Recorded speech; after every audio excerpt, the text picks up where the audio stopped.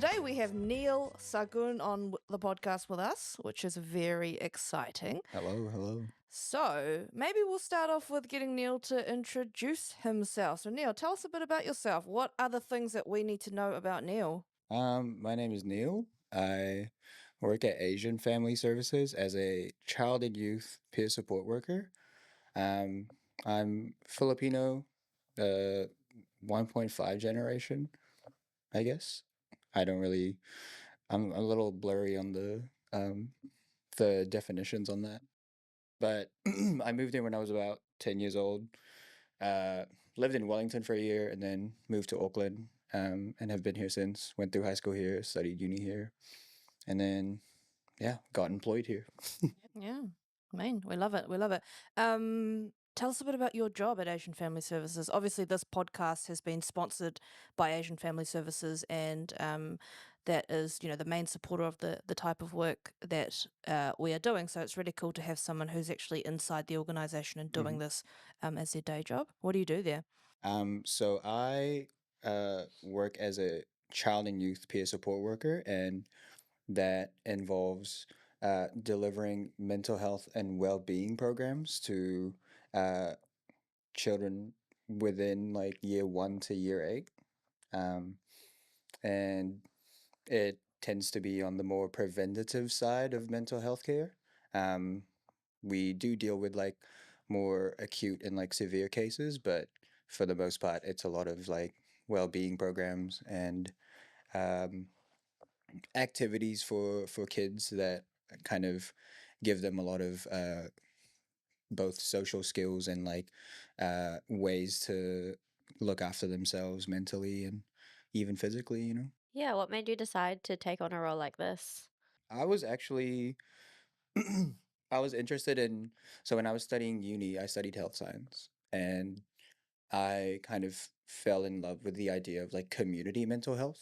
I thought that um, a lot of uh, healthcare tends to be very mainstream in the sense of it's very it removes the context from the person, from the patient, you know. It doesn't consider its social or uh, environmental um, and economic um, dimensions to health, which for a lot of people who, people like me who have come from poverty, um, it's something you can't escape, like, and I can see how the mainstream services for health services, or for mental health services, were kind of uh, shunned from that kind of support. Um, so I think I really wanted to focus in that direction. Um, it just so happened that like this job was like recommended to me. Um, so yeah, I applied for this job, and Romy thought I was good, and I was like, cool. Yeah, so full disclosure, Neil and I do work in the same team, so I do see Neil every day. But that's exactly why we've gotten him on, because I know what kind of person he is, and he's got some pretty cool parts of his own story. So hopefully we'll get to delve into that a little bit more today. Oh, I forgot to mention, yeah, like the original question was like, what do you do? um, I as a peer support worker, I bring a lot of like lived experience into the role. So as someone who came here as a migrant, um, who is Asian and deals with mental health issues as well, I feel like I have a lot of lived experience that kind of informs my practice, and that translates to how we deliver these programs to kids who need it. Um, and I think there's a very prior to this role, I didn't really think that that was something that was of value. Like, I didn't think there was a a workforce that was utilizing lived experience as it's like one of its like core tenets. So it was very good to jump into this role and use my experience. Um, just going back to, I guess, using your lived experience, tell us a little bit what was Neil like growing up? What was it like being Filipino in during high school, uni? Mm. Um, I think when I first came here, there was like a lot of culture shock. Like I had never seen a white person in my life, you know, like, and then What? and then That's immediately, crazy, man.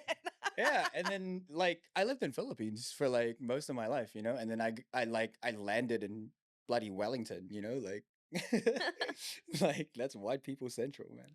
Wow, what did you think? Like, how does, as a child, how do you compute that kind of thought, being in a completely different environment and literally seeing people that you've never seen before? I guess when I was younger, like I was a little more open to it than most kids, only because like my dad used to travel a lot for work, and we would kind of like see the world with him.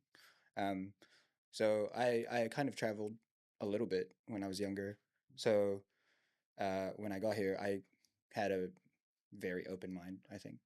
Um, and then you know, as the years went on, like ideas of like self identity kind of became like a thing I needed to think about. Like you know, like am I Filipino? Like am I New Zealander now? Like you know, stuff like that. Like a lot of internal struggles regarding like who I should be, and if you know if you've ever been a tween, you know, like that's a super hard like uh process to undertake. Yeah, for sure. And I mean, like, it just makes me think, lovely, you grew up in Hamilton and the Waikato. What was that like for you? Well, growing up in the 2000s and going to high school in an area that there weren't a lot of Filipinos, it was really tough. I mean, tell me a little bit about what was it like for you, Neil, being here in Tamaki. Were there more Filipinos around? What was it Um, like? When did you start to not feel Filipino enough? it was so in okay, I have very like two different uh kind of ways to talk about this, in that in my first year here, being in Wellington made me feel so out of place. I I like there were like a couple Filipinos that were at my school there, but I they were very much like a, oh, like we grew up here, you know, like we're like more New Zealander than Filipino. Um, and then like I moved up to Auckland the next year, and was immediately put into Marcelin College, which is like at the time something like 60% Filipino and very Catholic, and everyone like spoke the language, and it was it was a little like home, but like in this new environment now where um you know it very clearly isn't Philippines. Like the standard of living is higher, and like you know we speak English, you know, but it I'd say when we moved up here, like we made a lot of connections with the church and people in our community that like kind of was like, oh, you don't have any family here, like let's make our own family, you know, like it was we kind of like started meeting more Filipinos and becoming me like quite close with them, so it didn't really feel like I lost that part of me, which is why it was a little bit of a struggle like with uh the identity stuff, because you know obviously like when you're growing up you just want to fit in, and like you don't want to stand out, or at least I didn't, you know. um so I kind of had to uh let go of a little bit of the Filipino culture just so I can feel like I was accepted, you know, which in hindsight like I really didn't have to, you know, like I could have just been both, but I think like having to integrate both is a little like is a lot to think about, especially for like if you're a teenager going through high school and you're like dealing with all these anxieties and that kind of stuff, you know. Yeah, hard out.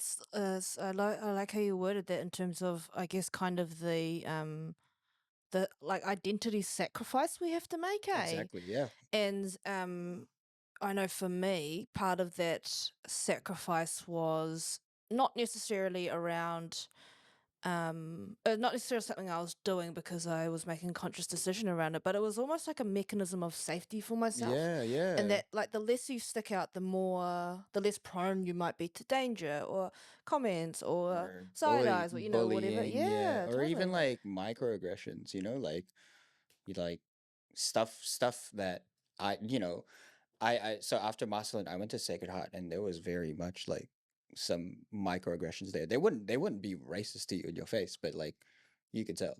You could tell. Like I'd get confused for the other Filipino guy. That kind of stuff, like, and we look nothing alike. Like it was very much like like I know you didn't mean that in that way, but like it was definitely felt, you know. And yeah, like the identity sacrifice is just a coping mechanism, like you said. It's a way to kind of shield myself from that hurt. So by to in order to protect myself, I kind of had to let go of that part of myself just so I could be accepted in this environment where that isn't really talked about or celebrated. Or Did it work? uh I think like because of my friend group, I never really had to compromise that much. Like in my year group at my high school, I had like a large group of Filipino friends. Like more than most. I think in other years there would be like three Filipinos in the year group. For my year group there was like 9, and we kind of just like stuck together like a pack, and we were just like, you know. Did it change when you left high school? What was it like being at uni? Um Honestly, like after high school, I started kind of undertaking the process of like decolonizing like my experience. I felt like I there was a part of me when I left high school that was kind of longing for going back to the Philippines and like kind of uh reintegrating that into my identity.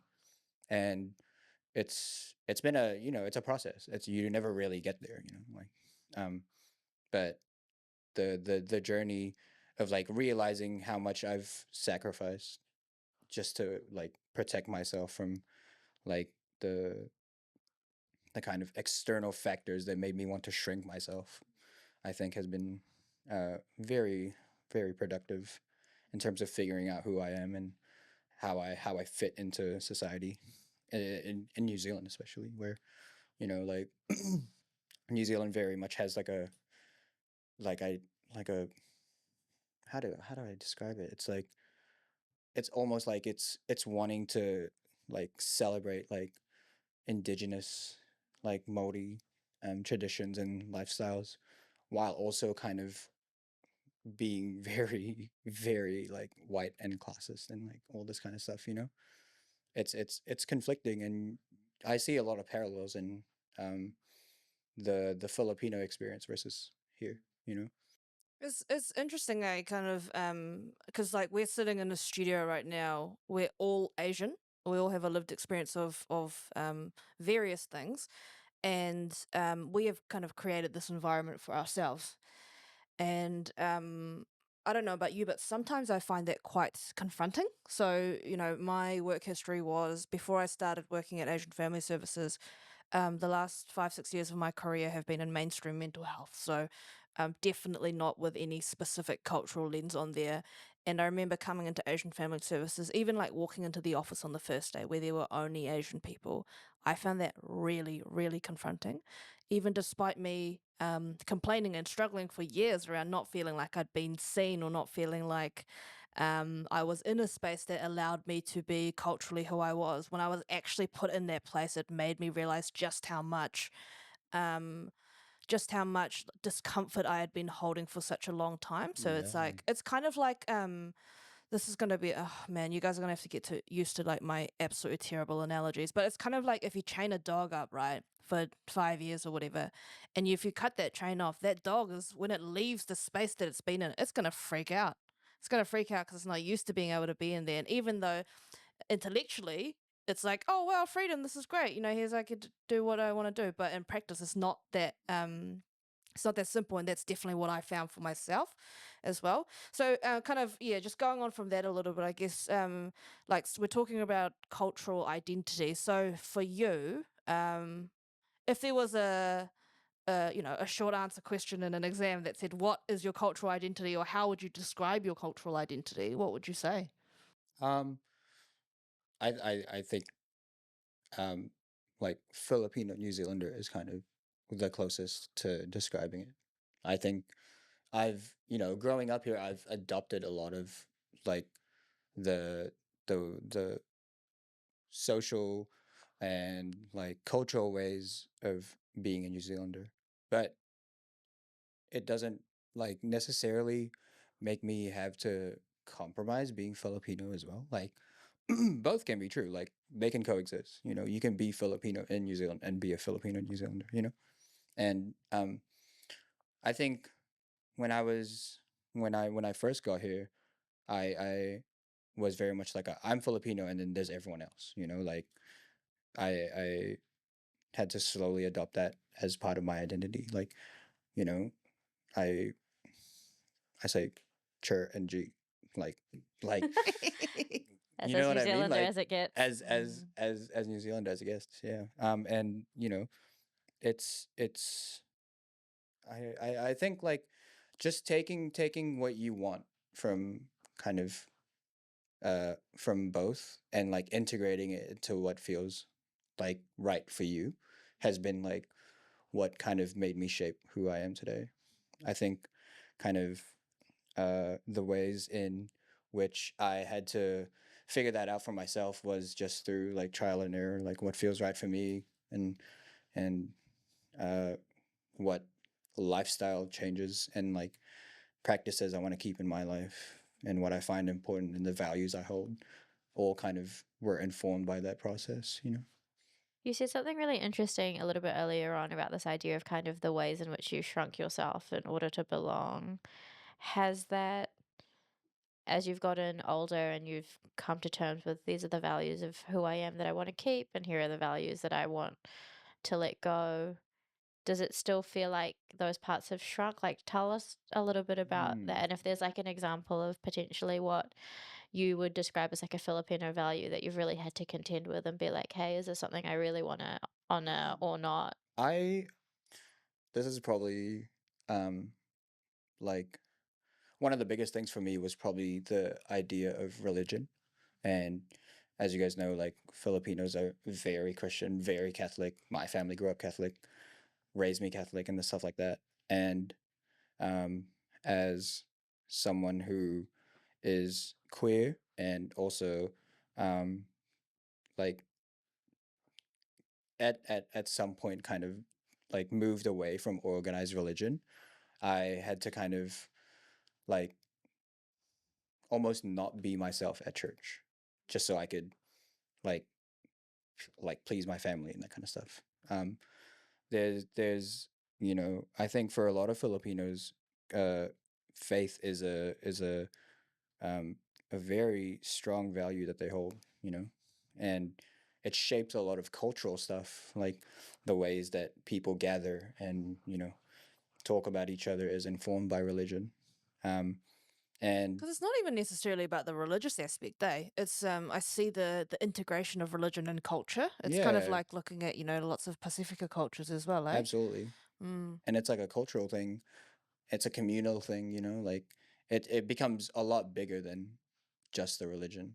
Which is interesting that, and this is maybe my little tangent, but like we often talk about Filipinos being quite religious, but religion was something that was brought to the Philippines as True Yeah, by that, way of eh? exactly. Spanish colonization. And so, Exactly. True. I think even in the ways that we think about what does it mean to be Filipino, and if our automatic response is, oh, they're religious, but that was maybe something that was given to them or Mm, forced upon them rather than forced something that upon. was Yeah.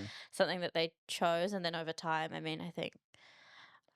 not 100% correct, but I think or they were there for about 200 years. They can make a Yeah. lot of Yeah. change at that time. I think like yeah, the colonization of Philippines definitely introduced religion, but I think Filipinos have kind of adopted that to make it their own. Like places in Philippines don't celebrate Christianity or Catholicism the same way.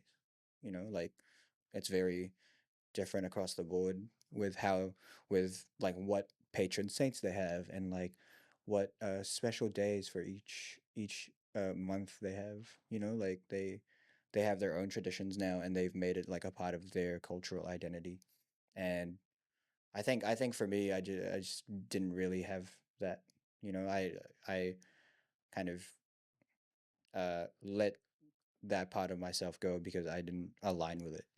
Um, you know, I when I was kind of like figuring out my sexuality, I kind of looked to religion to answer it. Like, is this correct? Like I had to struggle with the idea of I'm I'm I'm potentially like this, like I'm potentially a queer person, and from what I've learned growing up, that can only be known as a sin. Mm. So I really struggled with that. Mm. Yeah.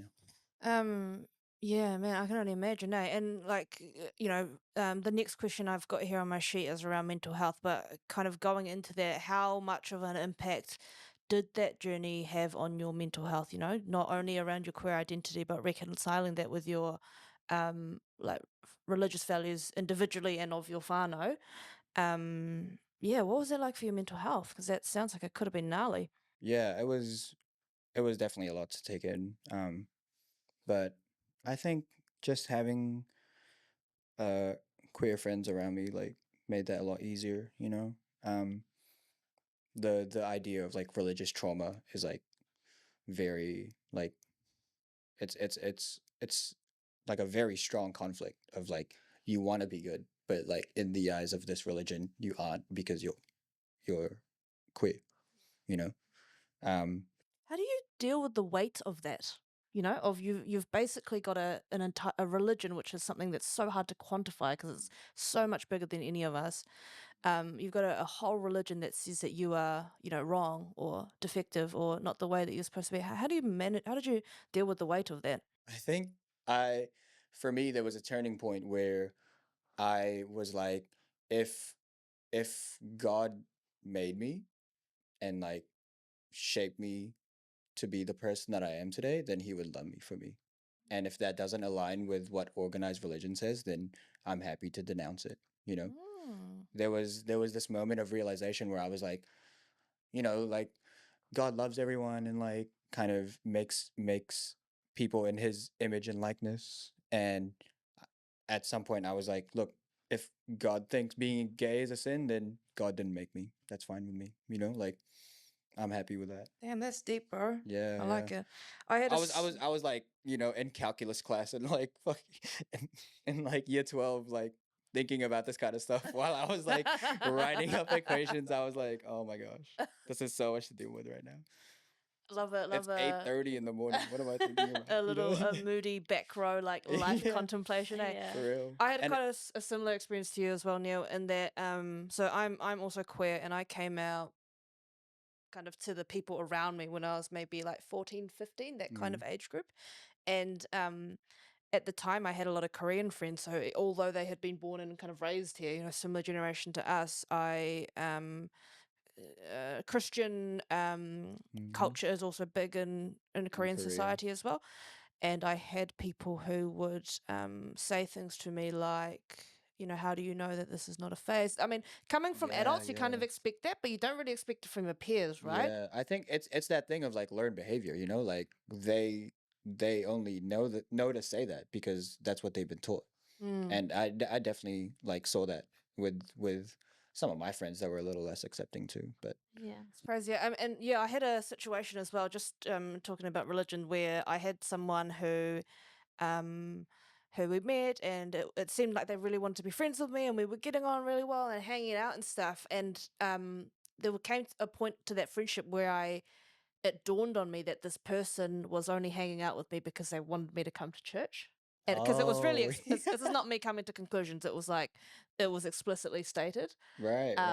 And so even as like a 16-year-old, having to deal with the gravity of like, shit, people see me as someone who needs to be saved, or Mm, because of my, I'm using air quotes here, lifestyle choices. News alert, not a choice. But It's pretty fucked up, hey? I'd say so. Yeah.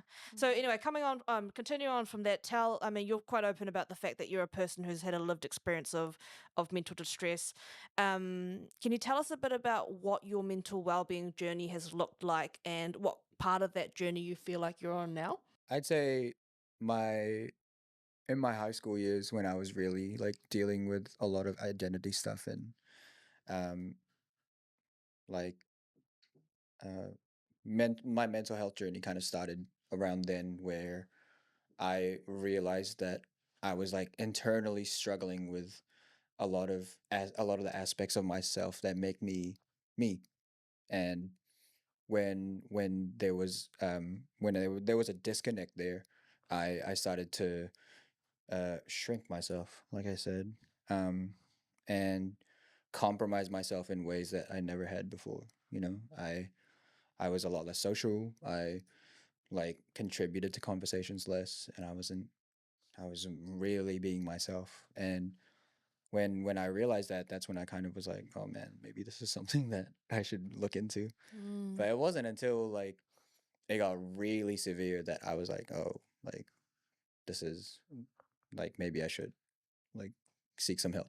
Was it a realization that you had in yourself, or did the people around you kind of I think um I think it was something that I chose for myself. I when I was, you know, when so I went through kind of high school, going through that, uni a bit more.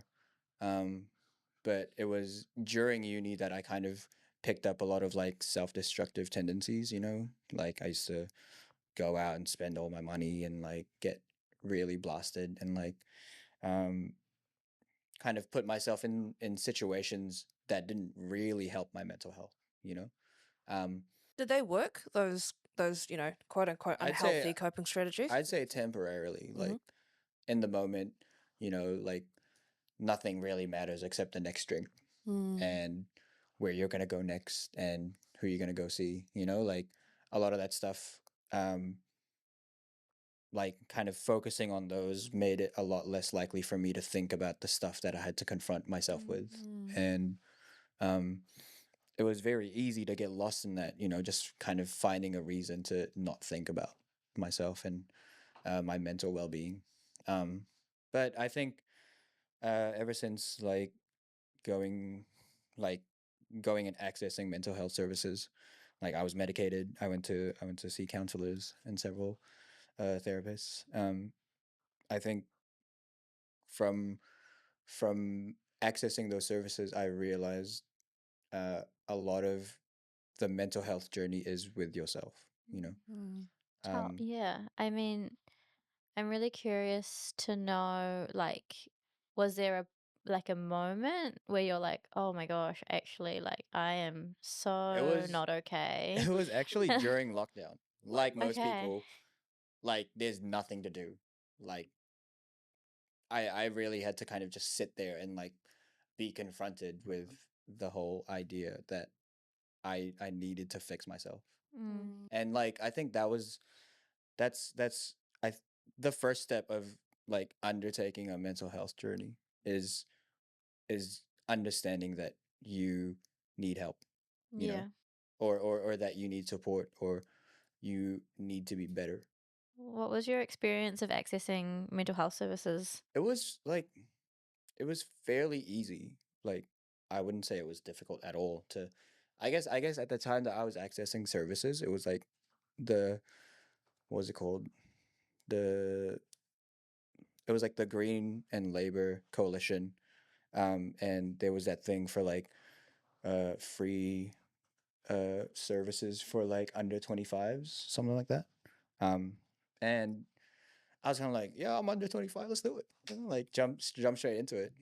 Let me do it while I can, Um but in terms of like its effectiveness, I think a lot of it was lost on me, and I kind of had to find my own way just through um, by taking on what they've said to me and just kind of applying that in my context, you know, because a lot of the counselors that I was talking to, it felt like I was kind of just hearing them out, and they weren't really giving me what I needed in terms of like how to like navigate this journey.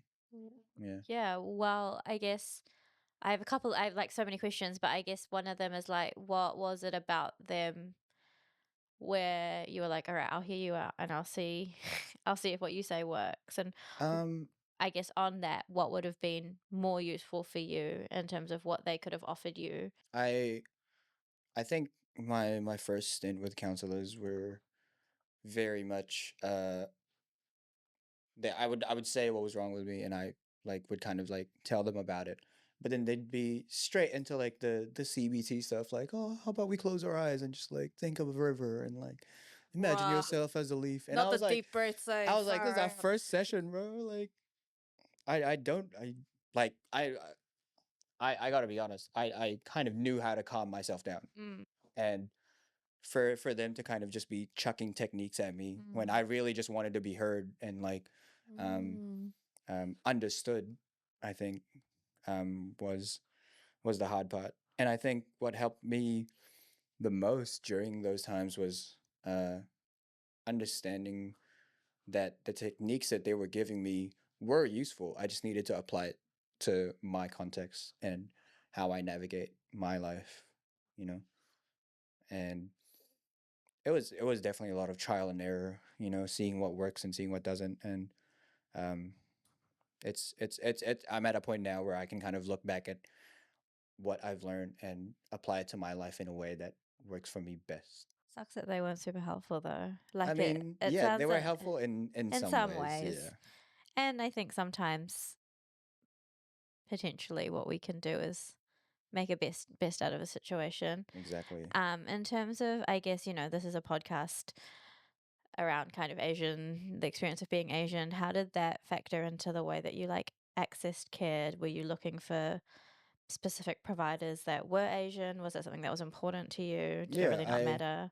I definitely were seeking out when I was seeking out counselors, specifically requested for Asian, male or female. I was kind of like I was open to the idea of both. I didn't really mind, but I just needed an a migrant experience, I think, of how do you how do you stay true to your homeland while also living in this new land where you like there's expectations of you, and there's not the same like social cues, and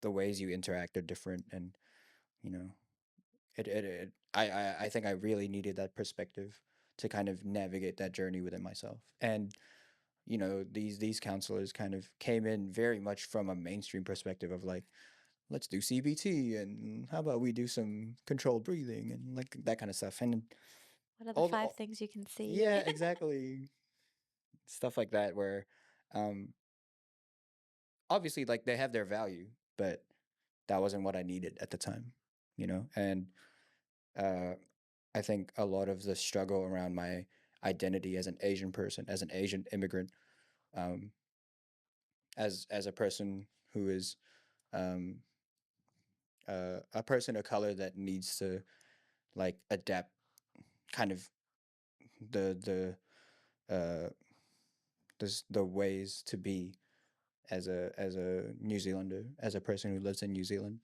was was kind of just how I live in Yeah. terms of like how what experiences I've had in terms of navigating that. And it sounds like it's like extra work to then get stuff from a mainstream counselor and then have to do the work of applying it for your own Yeah. No context doubt. rather than just getting, hopefully the help that you needed Hmm. at the beginning. Mm. And I'm interested, like you work in a role now where you're working with young people. So do you, I guess, like, do you see any difference of being an Asian person working with young Asian people? Or do you like notice anything that comes up as that? Absolutely. Yeah. I think so. So, we're in two schools now, and I see how kids' faces light up when I tell them I'm Filipino, That's so cool, and eh? they're like, whoa, no way, Yeah. and then they get all excited about it. Like it's an opportunity for them to kind of express their cultural identity in a space where we encourage that. Like Mm. we don't want anyone to kind of have to hide who they are. especially in these programs where it's about like, well-being and stuff like that. I encourage kids to bring in their cultural lens and like um be who they are without having to worry about what it's like to navigate a white nation, Yeah, Like, hard out. That's so cool, That's like I think this so yeah, like I said, Neil and I work in the same team. I think in many ways the job that Neil and I get to do now are things that we wish existed when we were younger, Yeah, for yeah, sure. Yeah. absolutely. Mm. So, I mean, I mean, really good to hear that you've had these experiences of getting professional support. And I think it's a good point to kind of mention that it's not all rainbows and unicorns when we reach out as For well. No, sure. You know, no. we are fortunate that we've got lots of great mental health professionals in New Zealand, but also there are areas where we do lack in New Zealand where we don't have things like culturally competent care or a workforce that's necessarily fit for the types of people who might be seeking help. So really cool to hear around how you reconciled that and managed to find it helpful for you. But has there been anything else for you that you've found to be, um, beneficial on your mental well-being journey? Um, I think it was just the support system that I kind of kept close throughout all these years, like I'm still close with like those high school friends I had, which I found out was an anomaly because apparently everyone cuts off all their friends after high school and then they never talk again. But like, Auckland Day. yeah, Damn. we all like we were friends since like year 9 and we're still friends now, like so long later. So much longer than like most friendships that come out of high school, which is like insane. Yeah, I mean, I have a couple of friends from high school that I couldn't imagine doing life without, you know. Mm, So, and yeah, it's cool when you get to hold on to definitely. those. I guess sort of as we wrap up, and Romy kind of maybe alluded to a bit of it as well, kind of if you could look back on maybe like 15-year-old, 16-year-old Neil, kind of what advice would you give? Um, oh, that's a hard one. I I think just the realization that you are enough in whatever way that looks like for you. You are enough. Like you don't need to speak the language. You don't need to like the food. You don't need to go to church. I think just by virtue of who you are Filipino and you are Asian and you are whatever cultural identity you identify with. I think accepting that and knowing that the ways you live your life is valid in that context has been the most helpful for me. And I think I would have liked to hear that earlier on in my life because I had to figure that out myself. And the ways that I live now, I don't necessarily think I'm living as one or the other. You can coexist as both. And um you for me as for me now giving myself younger advice, I think um you know your experiences shape you. So kind of just take them with grace and like learn from them. Learn to make mistakes because you you can only learn from them. It's really beautiful. I love how you've put that because this podcast is called Between Two Worlds. And, Mm, I love that we're sitting here having this conversation and you're telling me we don't have to be one or another because growing up in the 2000s, you had to be one or another. Yeah. There yeah, was, Or neither. So then, like, yeah. what the heck am exactly, I? There was no exactly. such thing as Asian pride. There was no such thing as Asian creators and creatives, Mm. creating content that was um, one relevant and two in the mainstream. I mean, like, you remember when subtle Asian traits came along? That was Everyone a thought that was the yeah, that was Yeah. a huge deal, right? Yeah, It was it's Yeah, literally a group crazy. full of memes, but it just goes to show how much has changed over time. So yeah. it's really beautiful to hear I from you think now. I think I think Asian people have been in the general discourse for a while now that we can have conversations about the subtleties about what it means to be Asian. Mm. So I think growing up as an Asian New Zealander now is a lot easier compared to back then where Totally. like like you come to New Zealand and people would be like, "You're Asian." Like you can only ever be that, and you'll never be us. You know? Mm, yeah. It's interesting times, eh? Yeah. Well, thank you very much for coming and joining us, Neil. It's really nice to hear a bit Thank more you for about your having me. story. And yeah, it's we appreciate it. So Yeah, thanks Thank so you much so for much. being on here. This was such an honor, guys. Oh, what we a love nice it. way to end it. And We I had a think, good time. yeah, That was great. maybe just to reiterate as kind of the main point, I think that Neil, I think is really beautifully said, like, you are enough, and whatever Asian you are is like, it's enough, and you don't have to justify your Asianness Mm-hmm. to anyone. And yeah, I think that's a really nice way to end what has been a really interesting discussion with lots of things that we could have really delved into. But thank you for your time. Honestly, And wish we had more time. yeah, I know. I know. Awesome. We might need to get you back, eh? If we get the green light for season 2. Yeah, we'll do a second season. All right, so we've just come back. We've come back to the microphone because we were having some really funny conversations. Good and cordial going on. where did we start? I think we were talking about what's it called? Crazy things that parents yeah, have said. yeah, eh? like about crazy mental health. parent yeah. experiences. Yeah. Love that. Lovely. You got to tell us about the fish Oh, oils. Eh? That was like, That's brilliant. So I was medicated for a while, and I got a call from one of my aunties, and she was really distressed. She was really stressed about the idea of me getting medicated, and she was like, anak, which means child in Tagalog, why don't you just take fish oil? Like, I'm sure that'll solve. And I was like, That's crazy. I was like, oh, I really appreciate that, auntie. I'm actually still just really, really sad. And she was like, are you sure? And I'm like, yeah, you think I know how I feel in my body. That's I don't want to crazy. get up in the morning. I don't know if fish oil is going Yeah. to be the thing that like gets me over the I'm just edge. thinking, like, in the times that your auntie gets sad, is she like, oh, I really need some fish oil right now? Like, I don't know, man. Like, I don't know. Have your parents ever said, or family, or just people? I don't know. I guess the ways in which they respond, because they've never had to deal with it or come face to face with it for themselves. Mm. Yeah. So I've got a history of addiction, alcohol and substance addiction, and a lot of that came from a place around self-medicating my mental health symptoms that I was experiencing, I guess. And I remember so shit hit the fan for me, and sort of I got to the end of the road, and I was like, look, I need to go to treatment. I need to go to addiction treatment,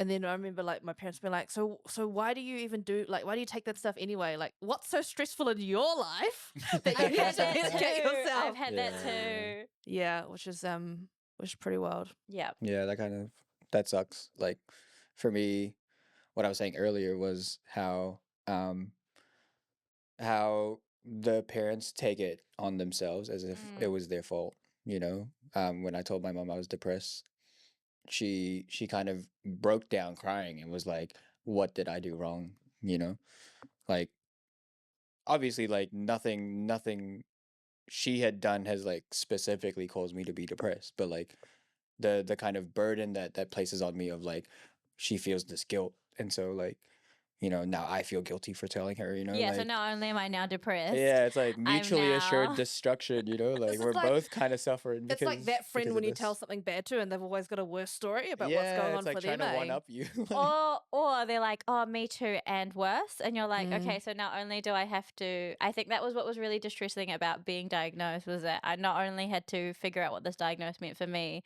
but I had to try and communicate it to people who were important to me in a way that didn't make them feel bad. And like, Yeah. it was just so much emotional labor. Yeah. And I think like conversations around mental health with Filipinos tend to just be like, oh, I just pray, take fish Pray oil, the gay away. pray the gay Yeah. away, yeah. And it's very difficult to get through until they've had hand experience with it. When when I went back to Philippines, I didn't know that my family had a history of depression. So Interesting. yeah, How did you find that out? my granddad passed away in like 2019, and when we went back for it, my uncle was telling me a lot about like, he like just wouldn't eat. He would just like sit on the chair the whole day and like do nothing and all this kind of stuff. And then I started to see that with my dad, like my dad was going through some major depression around like before we flew back, but also like when I was in high school, I saw how how little motivation he had to get up out of bed. He would always kind of call in sick for work, that kind of stuff, Mhm. and it started to like really affect our like family life. Sorry. Um, and yeah, when my uncle was telling me that, I was like, wow, this is a lot of That's similarities crazy, eh? to how I saw my dad Yeah, at when you his see the worst. patterns and you're like, Yeah. oh, it's a little bit, I mean, it's sad and it's a little bit comforting to be like, oh, I didn't start Mm. this. And it's a generational pattern. Yeah, for I see sure. like seeing it in my granddad and then seeing it in my uncle and my dad and then seeing it in me. I was like, holy shit, like this is really something Wow. that like this is like a generational curse, you know? Mm, Like this is something that like we have to deal with as Saguns. yeah. And the responsibility, though, that puts on you because I'm sure there's this part of you that goes, I know dad and granddad and everyone before them did not have the tools to be able to Exactly, deal with this. And exactly. shit, that's a lot of responsibility on you, eh? Exactly. And I feel like it's almost a duty to break that cycle of like not having the the even the vocabulary to talk about this kind of stuff, you know? Because a lot of mental health tends to be therapeutic like through talk, you know, like talk therapy. Um and I now have the vocabulary to express how I feel and like kind of show like express feelings and like, you know, emotions that like probably my parents' generation and my granddad's generation didn't even know existed, you know, Yeah. Yeah, we just had the like language for all the time because, like, similar to you, like we grew up in my both my sides of my parents grew up in insane poverty. Like they got to put food on the table. They weren't really too yeah, concerned They ain't about got exactly. being time to be sad. sitting there being sad, When working hard Yeah. yeah, out. when the material conditions are like so hard to meet, then you don't even have time to think about your mental state, you know, Mm. like Maslow's it's hierarchy of needs, baby. Yeah, exactly that. exactly. Mm. And even like I think for older generations, and I could be wrong, but like even the idea that like it's okay to be sad, like you don't have to be happy all the time. Like Yeah. it's okay just to be like a little bit mid today, and there doesn't have to be a reason. And I think and talking about when parents are like, well, what did I do? I'm like, well, sometimes nothing actually happens, and sometimes it's an Yeah. event, and sometimes Yeah. they're not. Like sometimes You just people have bad just days, get well, that's really fine. sad. Yeah. Yeah. I think religion probably played a bit in that as well Mm, in the sense of like, you know, if you just pray to God, then like it'll be fine. So like yeah. when things aren't fine and you're still praying, it's like, well, now what? And then you have that Mm. added crisis of like, oh, am I praying? Am I praying and it's not working? Yeah, And am is I not that praying enough? am I You not know, like praying enough? Am I somehow now a bad Christian? So now on top of like Mm. being depressed, you've got this like weird moral failure Yeah. Oh my attached to God. being Am I not depressed. praying enough is crazy, eh? yeah, Yeah, yeah. and Damn. I just don't. I mean, as someone who still has faith and maybe not in the way that people would typically associate it with, like I don't think your amount of prayer is conducive to how your mental state is. Like I don't think God is that awful. Like I don't think it's like, okay, she hasn't reached her quota. You didn't do So you're five gonna Our be hella Fathers sad today, today. girl. Like I don't know if that's how he works. I'm gonna need 10 more Hail Marys. Yeah, yeah, yeah, yeah, yeah. That's wild. Yeah, that's good.